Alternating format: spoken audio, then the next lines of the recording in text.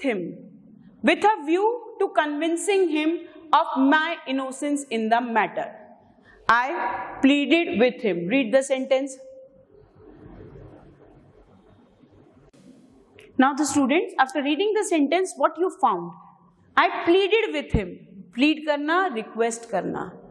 मैंने उससे request की. Now this with is correctly used with the word pleaded. The pleaded take preposition after them with a view to convincing. To convincing? No. हमने क्या पढ़ा था? हमने 2 plus V1, that is infinitive form. 2 plus V1. 2 plus V1 ing is wrongly used here. यहां पर होना चाहिए to convince. This is the error part here, with a view to convince, not to convincing. Now the next sentence. If any of the founding members of our constitution was to return to life bar a day, his opinion of our amendments would be interesting. Sentence का meaning क्या है? Any of the founding fathers, जिन्होंने हमारा constitution बनाया है, उनमें से, founding fathers में से किसी को भी एक बार अगर वापस जीने का मौका मिले, was to return to life bar a day, his opinion of our amendments, उनकी राय हमारे अमेंडमेंट्स के बारे में. What do you mean by amendments? The changes made in the law, the changes made in the constitution, उनको हम बोलते हैं amendments.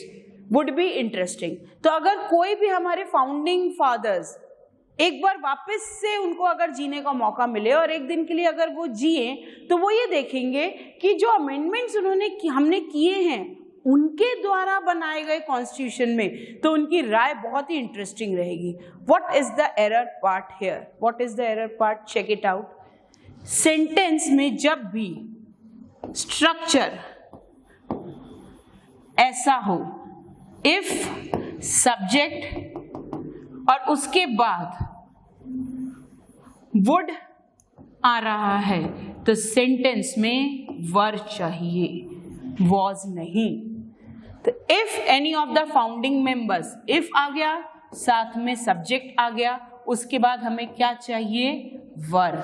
सी, यहां पर एरर है. हम इसको चेक कैसे करेंगे कि आगे वुड है कि नहीं?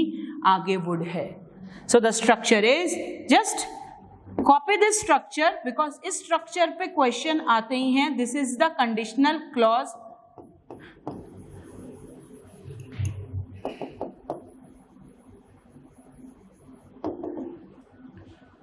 If चाहिए, subject दिया है तो यहाँ पर वर चाहिए, और वर दिया है तो यहाँ पर would चाहिए. This is the structure. तो what is the error? Was की जगह वर चाहिए. Now the next. Now see the next sentence. Knowledge of regional language is necessary for bank officers because they are to understand what their customers say. किस चीज की knowledge की जरूरत है बेटा बैंक ऑफिसर्स को? बैंक ऑफिसर्स को regional language की जरूरत है. Check out this is. यहाँ इस किसके लिए यूज है? नॉलेज के लिए. सिंगुलर सब्जेक्ट के लिए singular verb. Very good. For bank officers because they are to understand, उनको समझ होनी चाहिए. They are to understand, wrong English. What it should be? Because they have to understand. This is the correct word to be supplied there. Are is wrong word there. They have to understand. Compulsion, उनको समझना ही पड़ेगा कि customers क्या बोल रहे हैं, इसलिए उनको रीजनल लैंग्वेज की जरूरत है. तो model have should be used there. Now the next. I am sure that neither the flat nor it contents, we have done neither nor, is for sale. Now neither the flat, एक subject ये, nor it contents. Neither nor, मैंने आपको rule कराया है, neither और nor दो चीजों में यूज होता है. दो चीजें हैं, ओके. दो पार्टीज, दो लोग, दो सब्जेक्ट्स के बीच में, करेक्टली यूज्ड वहां तक। अब हमने ये किया है, अगर नाइदर नॉर में दोनों डिफरेंट नंबर्स के सब्जेक्ट हो, एक सिंगुलर एक प्लूरल, तो ये वैसा ही है, this is singular, this is plural.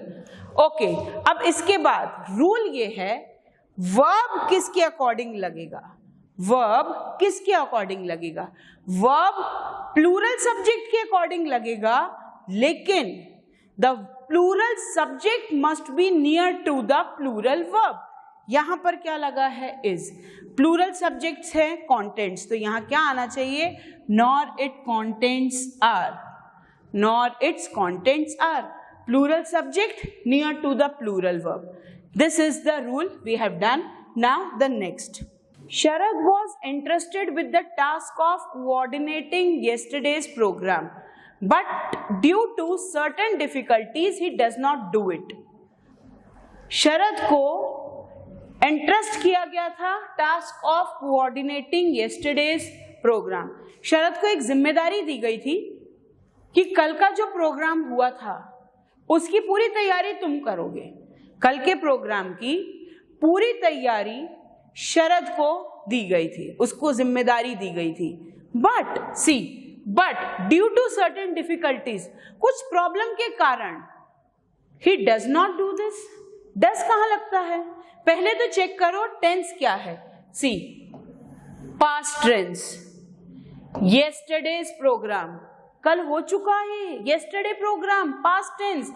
Does कहां लगता है, डस प्रेजेंट टेंस में लगता है, तो डस तो रॉन्गली यूज है। करेक्ट क्या, उसको कुछ काम दिया गया था बट कुछ प्रॉब्लम के कारण वो कर नहीं पाया, वो कर नहीं पाया, तो what should be the correct word, but he could not do it, but वो कर नहीं पाया था।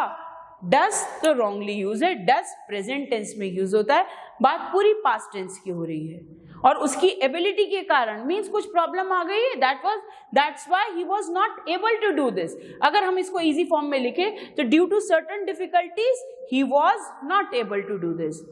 ही वाज नॉट एबल के लिए could not do this, because can and could models are used for ability. Now the next sentence, it is necessary that everybody must have a house. It is necessary that everybody must have a house. Again, this is the error of modals. क्या गलत है यहाँ पर, must have a house, must क्यों use होता है, compulsion के लिए। कंपल्सरी है, करना ही होगा, जरूरी है। इट्स नॉट कि सबके पास घर हो, क्या ये कंपल्सरी कर सकते हैं हम, कंपल्शन कर सकते हैं, नो। हम ये एडवाइस कर सकते हैं कि आजकल इट इज नेसेसरी, ये जरूरी है कि सबके पास अपना एक घर होना चाहिए, होना चाहिए। Must is used for compulsion, you must do your homework daily, मतलब करना ही पड़ेगा, इट इज एन ऑर्डर, ये कंपल्सरी है, मैंडेटरी है। बट यहां पर सबके पास घर हो, क्या ये कंपल्सरी है, नो। तो हम एक एडवाइस के फॉर्म में इसको बोल रहे हैं, it is necessary that everybody should have a house. Now the next. When I telephoned him, the line was so bad that I cannot hear what he said. When I telephoned him, telephoned past tense. ठीक है, the line was so bad. Again, this is past tense.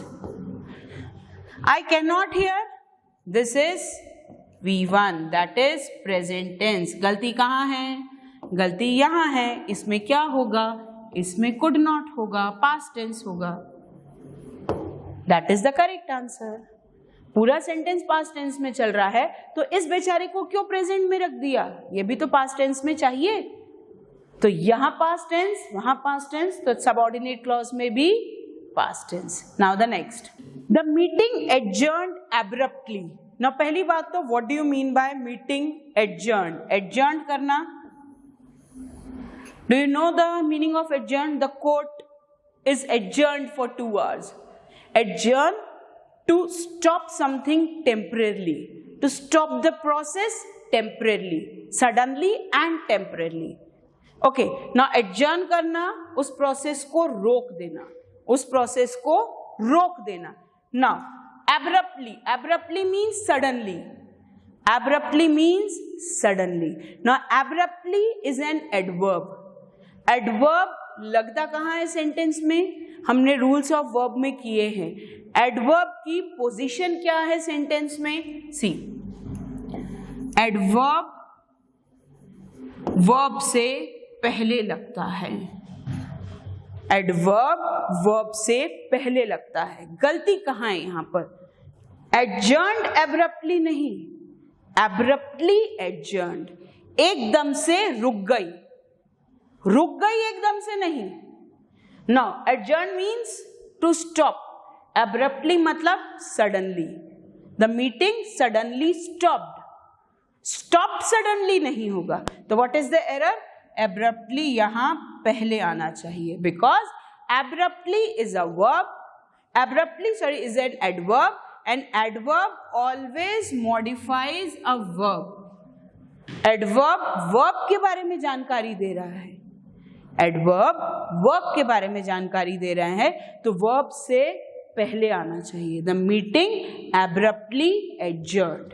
Now the next sentence. I have not played cricket since I have left the college.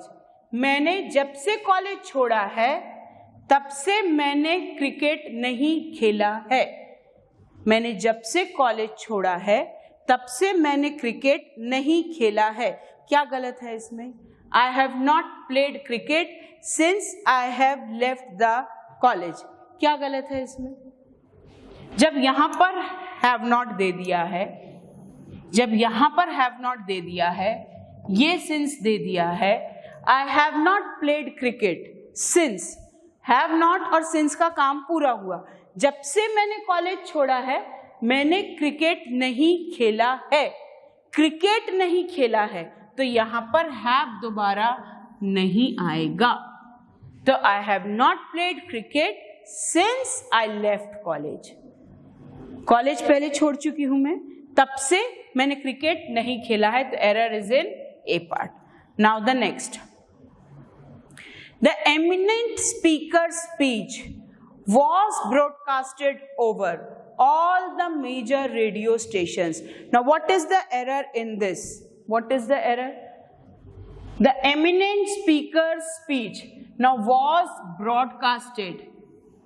Broadcasted. Now beta, somewhere broadcast is the past tense. See, in British rule, the V2 and V3 form of broadcast is broadcast only, and we follow the rules of British English. That is why, according to that rule, broadcasted is wrongly used here. That should be was broadcast. Eminent speech was broadcast, because broadcasted is a wrong word according to the British English. In British English, broadcast V1, broadcast V2, broadcast V3. But in American English, broadcasted is V2 form, broadcasted is V3 form. But we follow British rules, British English, and according to that, broadcasted is a wrong word. It should be broadcast. Clear? Now the next. Slow and steady win the race. ये तो हमने कल ही pair words किए हैं. Remember rice and curry, rice and fish, truth and glory. हमने किया है ये. Now slow and steady, singular subject. Singular subject के साथ V1 में S चाहिए. Error is in this. ये हो जाएगा wins. It is the easy thing to do. Easy one. Clear? Now we have completed 30 sentences. After that, we'll start the next segment of sentences. So my dear students, the next sentence in spotting the error segment is, after the allotted time was over. जब allotted time खत्म हो गया, sentence का tense क्या है बेटा? Past tense. They torn off the papers which they had used. Past perfect. That means sentence में फिर वही scene आ रहा है. दो actions हैं past tense में, जो earlier action है उसके साथ past perfect. जो बाकी का एक्शन है, जो नेक्स्ट एक्शन बचा, उसके साथ present tense V2 form. This is correct. After the allotted time was over, जब टाइम खत्म हुआ तो उन्होंने जो पेज पहले यूज कर चुके थे, तो टाइम पहले खत्म हुआ कि पेज पहले यूज किए थे? पेज पहले यूज किए थे, दे हैड यूज. वहां पे पास्ट परफेक्ट, टाइम ओवर हो गया तो उन्होंने वो पेज फाड़ दिए. नाउ पास्ट टेंस में क्या गलत है इसमें? Check out the thing. Torn off, tear, tore. V1 V2, हमें कौन सा फॉर्म चाहिए बेटा? कौन सा फॉर्म चाहिए? V2 फॉर्म चाहिए. V2 फॉर्म टॉर्न नहीं होता, टोर होता है. तो you have to check each and everything in the sentence. मैंने आपको पहले भी बताया है, सेंटेंस जब आपको स्पॉटिंग द एरर मिलेगा, इतना करेक्ट फॉर्मेट में मिलेगा कि वो माइन्यूट सी मिस्टेक ढूंढने में थोड़ा सा आपको ज्यादा ध्यान लगाना पड़ेगा. But you all are my intelligent students, you will find the mistake as soon as you see the sentence. Okay, now the next sentence. Now hardly did she finish the typing when the manager entered the room with some more work. उसने अपना काम खत्म ही किया था, उसने अपना काम खत्म ही किया था कि मैनेजर फिर से एंटर हो गया कुछ और काम के लिए. Read the sentence once again. कहाँ गलती है? सेंटेंस हार्डली से स्टार्ट हो रहा है. Hardly did she finish the typing when the manager entered the room. बेटा जब भी हार्डली से सेंटेंस स्टार्ट होगा, नो सूनर से स्टार्ट होगा, स्कैर्सली से स्टार्ट होगा, इन सबके इमीडिएटली बाद हेल्पिंग वर्ब चाहिए. इन सबके इमीडिएटली बाद हेल्पिंग वर्ब चाहिए. फर्स्ट रूल हमारा इसके बाद हेल्पिंग वर्ब दिया है, करेक्टली दिया है मतलब यहां तक तो ठीक है. अब सेंटेंस में आपको जो रूल पता है, सेंटेंस अगर पास्ट टेंस में है, दो एक्शंस हो रहे हैं, दोनों एक्शन में earlier action will take had plus V3. अब उसने काम पहले खत्म किया कि मैनेजर ने एंटर पहले किया? मैनेजर ने एंटर बाद में किया, उसने काम पहले खत्म किया. तो हार्डली के बाद मोस्टली हैड यूज होता है. हार्डली के बाद मोस्टली हैड यूज होता है. तो this is the error part. यहां पर हैड यूज होना चाहिए था. Okay, now the next sentence. I have seen that film last year. Easy one, ये चीज आप कर चुके हो. लास्ट ईयर टाइम वर्ड दिया है आपको. टाइमिंग वर्ड जब दिया रहता है तो कौन सा टेंस यूज करते हैं? कौन सा टेंस यूज करते हैं? Past tense. जब प्रेजेंट परफेक्ट दिया है, प्रेजेंट परफेक्ट में टाइमिंग वर्ड्स नहीं देते हैं. टाइमिंग वर्ड्स कहां देते हैं? पास्ट टेंस में. यहां आई हैव सीन मतलब गलत दिया है, वहां पर लास्ट ईयर है, तो यहां पर I saw that film last year. Clear? Now the next. I and you know each other for the last 6 years. Again, यहाँ पे आपको for the last 6 years past tense दिया है. past tense के साथ no नहीं आएगा, past tense के साथ new आएगा. V2 form, easy one. While going through the report yesterday, I find several factorial mistakes. Again, while going through the report yesterday, past tense की बात है. यहां पर पास्ट टेंस में V2 चाहिए, दैट मीन्स फाउंड चाहिए. This is the erroneous part here. Now the next sentence. So the students read the sentence once again. What's the error in this? Vipul was unhappy because he would not attend the marriage of his friend yesterday. कल उसके friend की शादी थी, पर वो विपुल किसी कारणवश वो फंक्शन अटेंड नहीं कर पाया था. हमने अभी किया था एक ऐसा, हमने अभी सेंटेंस किया था. He was given some duties of yesterday's program. Sharda was entrusted with the duties of yesterday's program, but he was not able to do that due to certain problems. तो वो नहीं कर पाया था. He was not able to do this. जहां भी वो नहीं कर पाया था, ही वॉज नॉट एबल, बात एबिलिटी की हो रही है, एबल, एबल के लिए कैन या कुड, तो नॉट की जगह कैन नॉट या कुड नॉट। अब यहां पर वुड नहीं आएगा, यहां पर आएगा could. This is the erroneous part. Now the next sentence. The program which came on television. Now the program which came on television these days in the evening is very interesting. पढ़ो, आप ही बताओ, जो programme आजकल television पे आ रहा है। Now see, these days in the evening, जो programme आजकल शाम में टेलीविजन पे आ रहा है वो बहुत इंटरेस्टिंग है। तो आ रहा है या आ रहा था, आ रहा है या आ रहा था। What is the error part? The programme which came नहीं, which comes. Singular subject present tense में V1 प्लस S, और प्रेजेंट टेंस क्यों यूज किया? दीज डेज, आजकल। In the evening, again tense दिया है आपको, प्रेजेंट टेंस। प्रेजेंट टेंस में प्रेजेंट प्रिंसिपल वर्ब भी प्रेजेंट टेंस चाहिए। जब ये हेल्पिंग वर्ब प्रेजेंट टेंस में है तो प्रिंसिपल वर्ब तो प्रेजेंट टेंस में चाहिए ही चाहिए। तो error is in this. So the next sentence now, I have been to a few of his lectures but understood little of it what he has said. मैं उसके बहुत सारों में से थोड़े से लेक्चर्स सुन चुका हूं। I have been to few of his lectures but understood. Now I have been to few of his lectures but understood little of it what he has said. अब understood past tense, मैंने उसके बहुत सारे lectures सुने हैं but मुझे कुछ थोड़ा ही समझ में आया था, थोड़ा ही समझ में आया था। किस में से?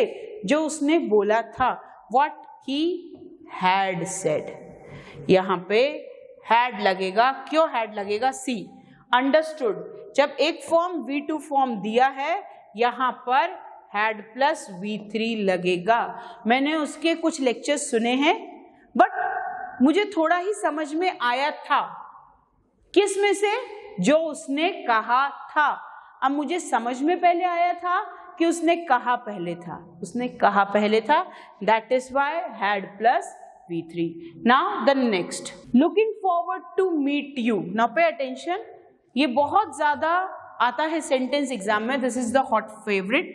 जब भी सेंटेंस में फ्रेज लुकिंग फॉरवर्ड टू आएगा, इसके बाद पार्टिसिपल फॉर्म यूज होता है तो V1 प्लस ING यूज होगा। दिस इज अ स्ट्रक्चर, आपको याद रखना है। ये looking forward to meet you नहीं होगा, नो, ये यहाँ इन्फिनिटिव का टू नहीं लगा, ये लुकिंग फॉरवर्ड टू इसी के साथ है। हम 2 प्लस V1 यूज करते हैं एज अ इन्फिनिटिव फॉर्म। यहां पर टू मीट के लिए नहीं लगा, यहां पर ये पूरा ही एक साथ है। This is a phrase looking forward to, और जहां लुकिंग फॉरवर्ड टू आएगा उसके बाद V1 ING चाहिए, दैट मीन्स मीटिंग। तो looking forward to meeting you here, ये याद रखना। This is a hot favourite for examiners because उनको पता है आप 2 प्लस V1 का रूल अप्लाई कराओगे, जो गलत है। Okay, now the next, my father did not heard from my younger brother who is abroad for over a month. मेरे फादर की मेरे छोटे भाई से बात नहीं हुई है 1 महीने से। मेरे फादर की मेरे छोटे भाई से बात नहीं हुई थी जो 1 महीने से, who is abroad for over a month. पढ़ के देखो कुछ डिस्टर्बेंस क्या लग रहा है। मेरा भाई 1 महीने से बाहर गया हुआ है, तो उनकी मेरे फादर की बात अभी तक नहीं हुई है या नहीं हुई थी? बात नहीं हुई है या नहीं हुई थी। से यहाँ प्रेजेंट टेंस की बात हो रही है, वो 1 महीने से बाहर है और अभी तक उससे बात नहीं हुई है, तो ये डिड नॉट नहीं, माई फादर हैज नॉट, क्योंकि बात अभी भी नहीं हुई है, बात अभी भी नहीं हुई है। कैसे क्लियर हो रहा है? My father has not heard from my younger brother who is, वो अभी 1 महीने से बाहर है, 1 महीना हो गया है आज तक उसको बाहर गए हुए और अभी तक उससे उनकी बात नहीं हुई है। अगर यहाँ पास्ट टेंस होता तो यहाँ पर डिड नॉट या हैड नॉट होता, बट यहाँ पर प्रेजेंट टेंस है, मतलब अभी तक बात नहीं हुई है। Present perfect, the action which started from some time in the past but it is continuing till now. It has been raining since morning. सुबह से बारिश हो रही है। Now see, यहाँ पर उसकी बात अभी तक नहीं हुई है, 1 महीने से